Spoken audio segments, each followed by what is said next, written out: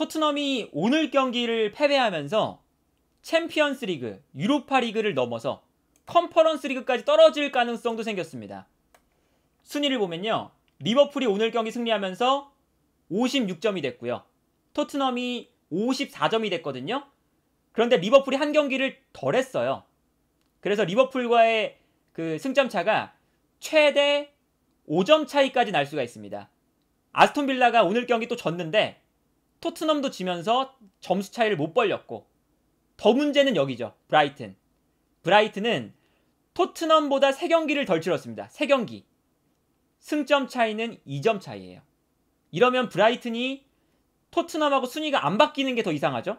한 경기만 이기면 되는데. 뉴캐슬전, 맨유전은 챔피언스 리그권을 다투는 6점짜리 경기였고, 오늘 경기는 유로파 리그권을 다투는 6점짜리 경기였어요. 근데 요 3경기에서 토트넘이 한 경기도 승리를 못 가져왔습니다. 이게 사실은 정말 치명적인 결과고요. 이제 오늘 경기에 어떤 게 가장 큰 문제였냐면, 기본적으로 토트넘의 공격은 사실은 문제가 없어요. 토트넘은 공격이 좋은 팀입니다. 따지자면 오늘은 특히 이 손흥민의 움직임을 토트넘이 너무 잘 활용했죠. 어떻게 활용했냐? 오늘 쿨루셉스키를 선발로 내세워서요, 의도적으로 스텔리니 감독이 했었던 쿨루셉스키를 미드필더로 내리면서 손흥민을 최전방에 위치시키는 이러한 전략으로 나왔거든요. 그런데 오늘 경기 마침 이 상대편의 아놀드가 최근에 리버풀에서 인버티드 풀백의 역할을 소화하고 있죠. 그래서 아놀드가 안쪽으로 들어와요. 그러면서 3백이 만들어지죠. 그러니까 손흥민 입장에서는 아놀드가 측면으로 움직이지 않기 때문에 굳이 따라갈 필요가 없고, 그러면 조금 더 높은 위치에서 머무르면서 역습을 준비할 수가 있는 거거든요. 근데 이게 완벽하게 통했죠. 그래서 오늘 이 손흥민이 뛰어들어갈 때 약간 높은 위치에서 뛸 수 있었고, 오늘 손흥민의 상대는 아놀드가 아니라 코나테였거든요. 그래서 오늘 경기를 보면 확실히 이 토트넘도 손흥민의 움직임이 워낙 뒷공간을 침투해 들어가는데 뛰어나니까 손흥민의 움직임을 극대화시키려고 했어요. 특히나 후반전에 지고 있는데 쿨루셉스키를 빼고 파페사르를 넣으면서 손흥민을 그냥 위에 두는 5-3-2 전형을 만들었죠.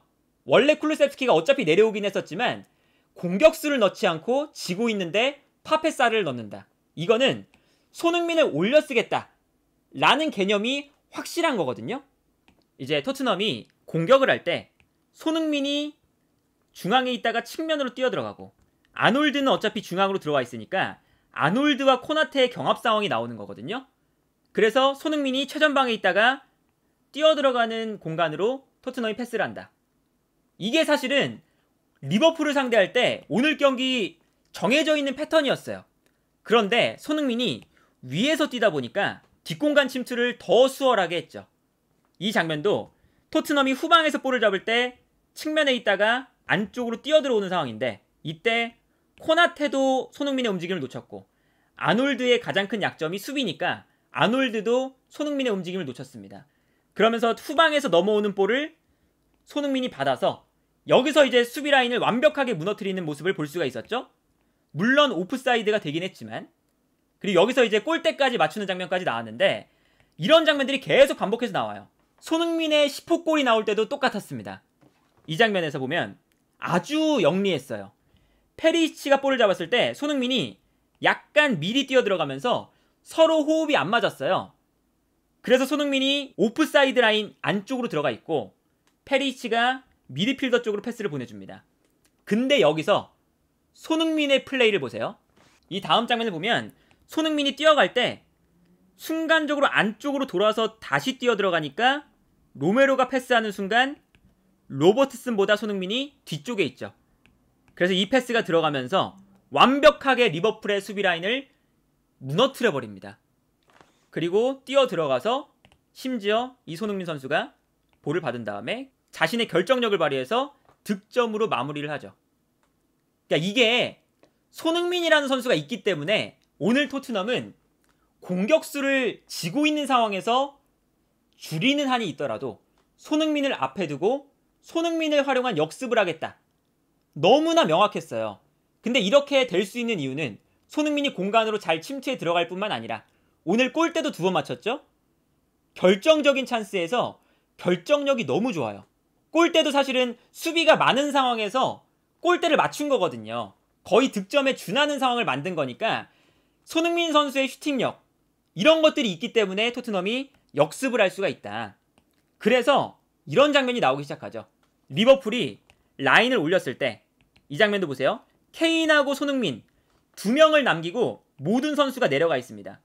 그래서 순간적으로 후방에서 볼이 넘어올 때 케인이 볼을 받아주고 손흥민은 앞으로 뛰어나가죠. 근데 이게 너무나 위험한 상황이니까 어쩔 수 없이 코나테가 손흥민을 감싸 안는 형태가 됩니다. 옐로우 카드랑 바꿀 수밖에 없었죠.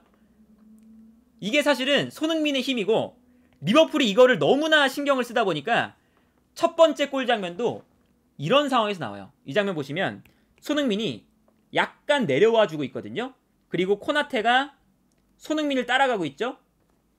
근데 그 순간 페리시치가 측면에서 뛰어가기 시작합니다. 이거는 이제 리버풀이 아놀드가 중앙으로 들어오면서 3백을 만드니까 수비 숫자가 약간 부족해지면서 나오는 실수죠. 그래서 손흥민이 내려와서 볼을 받아주고 코나테를 끌고 나오니까 손흥민이 볼을 받아서 리턴 패스를 줍니다. 그리고 이때 코나테가 끌려 나오는 순간 그 뒷공간으로 페리시치가 뛰어들어가죠. 그리고 뛰어들어가는 페리시치에게 패스가 들어가요. 최근 들어서 손흥민과 페리시치의 호흡이 동선적으로도 매우 좋죠. 그래서 이 다음 장면 보시면요. 페리시치가 뛰어들어갈 때 코나테가 손흥민에게 끌려가서 아무런 견제를 못하고 패스가 여기서 잘 들어가거든요. 그래서 페리시치와 반다이크의 싸움이 벌어져요. 근데 여기서 페리시치가 무려 반다이크를 완벽하게 돌파를 하는데 성공하고 뛰어들어가는 케인에게 크로스, 여기서 케인의 득점이 나오죠. 이 득점 장면을 봐도 손흥민을 견제하다가 페리시치를 놓치고 그 과정부터 시작해서 페리시치가 반다이크를 무너뜨리고 거기서 이제 크로스 득점. 그러니까 이게 토트넘의 공격은 사실 손흥민, 케인 이 두 선수가 있다는 것에서 사실은 문제가 없는 팀이에요. 그러니까 약간 답답하고 그런 건 있지만 공격력은 이 팀이 강한 팀입니다. 그런데 오늘 문제는 뭐였냐? 역시나 수비죠. 아놀드가 어쨌든 중앙으로 들어오잖아요. 근데 오늘 메이슨이 좋은 평가를 절대 받을 수 없는 이유가 바로 이겁니다. 아놀드가 인버티드 풀백으로 뛰는 건 최근 리버풀의 경기를 보면 모두가 아는 사실이에요. 아놀드가 안쪽으로 들어와서 플레이메이킹하고 패스 뿌려주고, 그런데 오늘 아놀드의 움직임에 대한 대비가 토트넘은 하나도 안 됐죠. 사실 이거는 말도 안 되는 거거든요. 디아스가 볼을 받으러 내려오고 있습니다. 그리고 로메로가 디아스를 압박하기 위해서 끌려 나오고 있죠. 근데 이때 아놀드가 중앙에 있어요. 아놀드는 이제 중앙 미드필더처럼 뛰거든요. 근데 디아스가 압박을 당하니까 순간적으로 아놀드가 이 공간으로 올라갑니다. 근데 아놀드의 움직임을 토트넘이 아무도 막고 있지 않죠. 그래서 이 다음 장면 보면 디아스가 압박을 받을 때 아놀드가 올라가니까 올라가는 아놀드에게 디아스가 패스를 보내주면서 로메로의 압박을 벗어나는 데 성공을 합니다. 그리고 순간적으로 토트넘의 전방 압박이 한순간에 무너지죠. 그래서 아놀드가 볼을 끌고 올라가요. 너무나 쉽게 올라가죠. 그리고 로메로가 끌려 올라가 있다 보니까 아무래도 측면에 공간이 크게 발생합니다. 그래서 이 다음 장면을 보면 아놀드가 볼을 끌고 올라올 때 각포가 돌아뛰기 시작하고 로메로는 아직도 위에서 못 내려오고 있고 다이어는 이 공간을 약간 따라가기가 힘들고, 그래서 아놀드의 패스가 완벽하게 또 들어가면서 토트넘의 수비가 정말 물 흐르듯이 무너지는 걸 볼 수가 있습니다. 이거는 아놀드라는 선수의 움직임을 토트넘이 대비가 안 되어 있다고 봐도 되는 거거든요. 이 장면도 보세요. 세 번째 득점 장면, PK가 나오는 장면인데 아놀드가 중앙에 있어요. 이 선수가 중앙에 있는 건 이제 모든 팀들이 다 알아요. 근데 토트넘의 선수들이 아무도 이 주변에 없습니다. 아놀드를 그냥 프리하게 놔두죠. 그래서 이 다음 장면 보면요, 아놀드가 볼을 잡는데 무려 아놀드라는 이 프리미어 리그에서 가장 플레이메이킹을 잘하는 선수가 볼을 잡는데 아무도 압박을 안 해요. 이건 사실 말도 안 되는 거고, 이게 전술적으로 완전히 준비가 안 되어 있다고 봐도 무방한 장면이다. 그리고 여기서 아놀드가 이제 앞으로 패스를 보내주거든요. 근데 그 순간 살라가 볼을 받으려고 하니까 다이어가 살라를 막기 위해서 올라옵니다. 자기 옆에 있는 각포를 내버려 두고 살라를 막기 위해서 올라와요. 근데 이 다음 장면에서 다이어가 올라와서 살라를 마크하는데 볼은 제대로 빼앗지 못하고 살라를 덮치는 데는 성공하지만 오히려 패스를 못 끊어내요, 이번엔. 그러니까 어설프게 올라오다가 각포에게 여유로운 공간을 열어줬고, 각포 입장에서는 다이어가 올라가니까 너무나 쉽게 뒷공간으로 침투해 들어가고요. 그러니까 이번에는 반대편에 있었던 로메로가 무리하게 달려들어와서 태클을 해야 됩니다. 그래서 로메로가 반칙을 하면서 페널티킥이 나왔죠. 첫 번째는 아놀드를 마크하지 않는다는 이게 문제가 있었고, 두 번째는 다이어의 그 부족한 수비력, 두 개가 계속 문제가 되는 거였거든요, 오늘 경기. 그래서 첫 번째 골 장면 또 보시면요, 측면에서 살라가 볼을 잡으니까 페리치가 압박을 하고 있고 손흥민이 내려갑니다. 근데 아놀드가 어쨌든 중앙으로 들어와서 뒤에 남아있죠. 근데 이 다음 장면을 보면 손흥민이 내려가서 수비를 하고 있는데, 이때 아놀드가 뒤에 있으면 손흥민이 내려갈 때 스킵이 붙어주거나 위에서 케인이 내려오거나 아니면 손흥민이 다시 뛰어가서 아놀드를 마크하거나 셋 중에 하나는 뭔가를 해야죠. 근데 살라가 백패스를 줄 때 아무도 아놀드를 마크하지 않습니다. 그래서 이 다음 장면을 보면요, 아놀드가 크로스를 올리는데 이거는 사실은 아놀드가 인버티드 풀백 이런 것도 아니고 아놀드가 어시스트를 여기서 수도 없이 했던 장면이에요. 아놀드가 약간 들어와서 크로스, 반대편에서 헤더 혹은 슈팅, 이거는 리버풀의 경기를 사실은 한 번이라도 봤으면 이거는 늘상 나오는 패턴이거든요. 근데 여기서 아놀드가 볼을 잡을 때 아무도 압박을 안 하고, 그러다 보니까 반대편으로 침투해 들어가는 선수가 있고 디아스는 중앙으로 들어오면서 포로를 끌어당깁니다. 이거는 포로의 잘못이라고 할 수도 없어요. 순간적으로 포로가 두 명을 상대해야 되니까. 여기서 문제는 오히려 쿨루셉스키가 뒤에 뛰어들어가는 커티스 존스를 따라가지 않은 게 잘못이죠. 그래서 여기서 크로스가 올라올 때 커티스 존스의 움직임을 놓칩니다. 그래서 너무나 쉽게 크로스를 받아서 득점을 만들어내는 모습을 볼 수가 있죠. 그리고 이게 두 번째 골 장면이거든요. 여기서 이제 아놀드가 넘어오는 볼을 떨어뜨려주고 있어요. 그리고 각포가 볼을 받기 위해 내려오고 있죠. 그런데 여기서 각포를 막아야 되는 다이어가 순간적으로 안 올라가서 각포가 자유롭게 됩니다. 편안하게 볼을 받을 수가 있어요. 근데 각포가 볼을 받아서 측면으로 패스를 넘겨주니까 그때서야 다이어가 올라와요.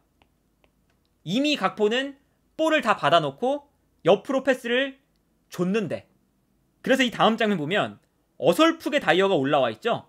그리고 각포는 이미 측면으로 패스를 준 다음에 앞으로 뛰어나가고 있습니다. 이걸 다른 장면을 보면 다이어가 어설프게 올라와 있고 오히려 각포는 내려왔다가 패스를 건네주고 다시 앞으로 침투를 하고 있어요. 근데 다이어가 어설프게 올라와 있으니까 이 넓은 뒷공간이 그대로 노출이 되고, 근데 다이어는 올라왔다가 내려가는 속도가 느려요. 그러니까 이 공간으로 리버풀이 편안하게 패스를 보내줍니다. 이 다음 장면을 보면 완벽하게 각포가 공간을 무너뜨리고 다이어는 뒤늦게 따라가요. 그리고 뛰어들어오는 디아스에게 컷백 득점. 너무나 쉽습니다.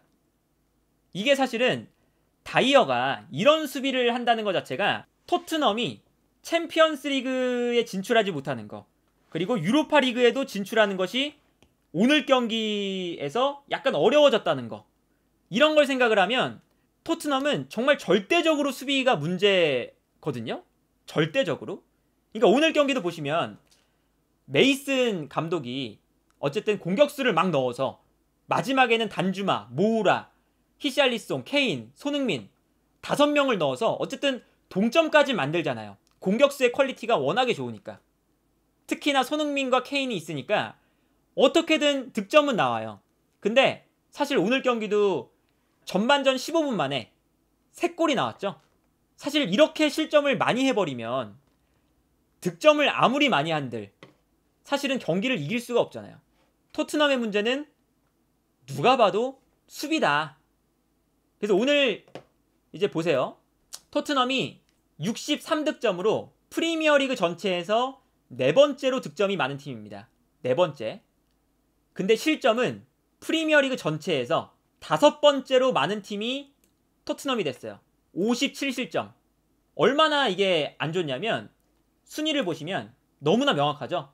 플러스 6점이에요. 토트넘보다 위에 있는 팀들, 소위 B클럽, 챔피언스 리그를 도전하는 클럽들은 플러스 54, 플러스 40, 34, 10, 23. 심지어 맨유는 7대1 경기도 있어요. 리버풀에게 졌던. 그 경기까지 있는데도 플러스 10이에요. 근데 토트넘은 플러스 6. 요 밑에 팀들하고 비슷해요. 그러니까 이런 수비력으론 사실 토트넘이 챔피언스 리그는 물론이고 유로파 리그도 간당간당 할 수밖에 없다. 이게 참 토트넘의 문제고, 이게 토트넘이 오늘 경기도 보면 너무 수비적으로 문제가 많아서 이게 다음 시즌에도 뭔가 어떤 수를 내야 된다. 오늘도 최악의 수비력을 보여줬네요. 토트넘은.